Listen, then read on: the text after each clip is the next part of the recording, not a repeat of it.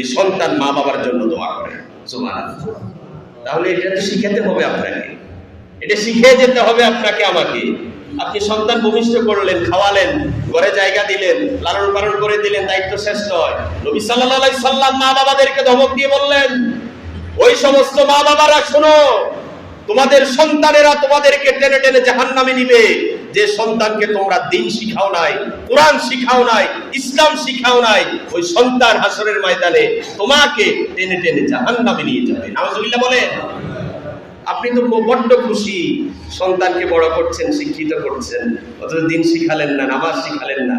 আল্লাহর নবী যে বললেন, তলাবুল ইলমি ফারিদা আলা কুল্লি মুসলিম, প্রত্যেক মুসলমানের উপর তার জীবন পরিচালনার জন্য প্রয়োজন অনুযায়ী ইলম শিক্ষা করা ফরজ, দ্বীন শিক্ষা করা ফরজ। যে ফরজ করেছে, আপনিও শিখলেন না, সন্তানকেও শিখালেন না, শুধু দুনিয়া দুনিয়া করতে করতে আমারও জীবন শেষ, আমার সন্তানেরও জীবন ধ্বংস। লাভ কি হবে? যে সন্তানের জন্য সব শেষ করলেন, সর্বশেষ ওই সন্তান টেনে টেনে জাহান্নামে নিলে, তো সার্থকতা কি হলো? সার্থকতা কি হলো? দুনিয়াতেও জীবন শেষ করলেন ওই ছেলে মেয়ের জন্য, পরকালও ওই ছেলে মেয়ের জন্য নষ্ট হয়ে গেল। সার্থকতা কথা। আর আপনি যদি কোরআন পড়াতেন, হে দোয়া শিখতো, রব্বির হামহুমা কামা রব্বায়ানি সগীরা, সে শিখতো ওয়াকাদা রাব্বুকা আল্লা তা'বুদু ইল্লা ইয়্যা ওয়া বিল ওয়ালিদাইনি ইহসানা। মা আল্লাহর ইবাদতের পরে সবচেয়ে বড় যে হক সন্তানের উপর, সেটা হলো মা বাবার সেবা করা, মা বাবার উপর ভালো আচরণ করা। ওয়া বিল ওয়ালিদাইনি ইহসানা, মা বাবার সাথে সদ্ব্যবহার করা। হাজারো ঘটনা পাওয়া যায় সমাজের ভিতরে, মা বাবার সাথে দুর্ব্যবহার করা, আছে না নাই? আছে না নাই? এমনও তো সন্তান আছে মা বাবার গায়ে হাত পর্যন্ত তোলে, আছে না নাই? অথচ আল্লাহর নবী বললেন, তোমার মা বাবা যদি কাফেরও হয়, যতক্ষণ পর্যন্ত আল্লাহর বিরুদ্ধে তোমাকে কোনো আদেশ না করবে, তুমি মা বাবার সাথে খারাপ ব্যবহার করতে পারবে না, মা বাবার সাথে খারাপ আচরণ করতে পারবে না। সাহাবীরা ইসলাম গ্রহণ করেছেন, মা বাবারা বিধর্ম ছিল, তারা খবর নিতেন, সেবা করতেন, খেদমত করতেন, বুঝাতেন, ঠিক কিনা? অথচ এখন সমাজে ঘরে ঘরে মা বাবার গায়ে হাত তোলে সন্তান, আছে না নাই?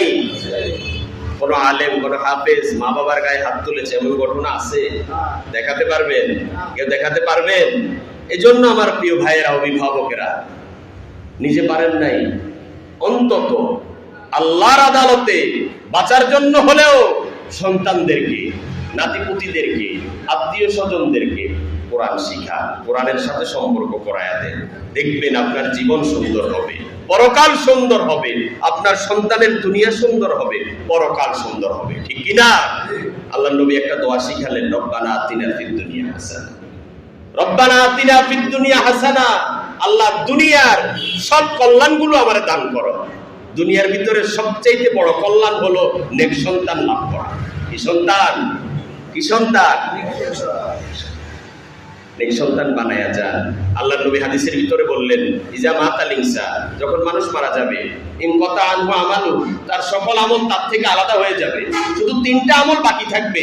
একটা সদকায়ে জারিয়া, ওইটার আমল তার কবরে পুষতেই থাকবে কিয়ামত পর্যন্ত। আরেকটা হলো নেক সন্তান, নেক সন্তান রেখে গেছে, ওই নেক সন্তান যত নেকের কাজ করবে মা বাবার অ্যাকাউন্টে 1 ভাগ ঢুকতে থাকবে। সুবহানাল্লাহ, সুবহানাল্লাহ। তাহলে আপনি নেক সন্তান বানান, নেক সন্তান বানানোর জন্য চেষ্টা করেন। এই যে আজকে ছোট ছোট বাচ্চারা মা বাবার কথা শুনে না, ধূমপান করে, নেশাগ্রস্ত হয়ে যায়। কারণ কি? ছোট্টবেলা থেকে ওরে দিন শিখা নেয়, শুধু দুনিয়া শিখাইছে। শুধু কি শিখাইছে? দুনিয়া শিখাইছে। কোটিপতি হবে, লাখপতি হবে, কোম্পানি হবে, বড় বড় কিছু হবে, এগুলো শিখাইছে, ওইগুলো ঢুকাইছে তার ভিতরে, তার মাথার ভিতরে। এই জন্য সন্তান একটু বুঝ হয়েছে, এখন সন্তান নেশা করে, নেশার টাকার জন্য মায়ের কাছে হাত তোলে, বাবার গায়ে হাত তোলে, আছে না নাই? এই এমন ঘটনা আছে না নাই?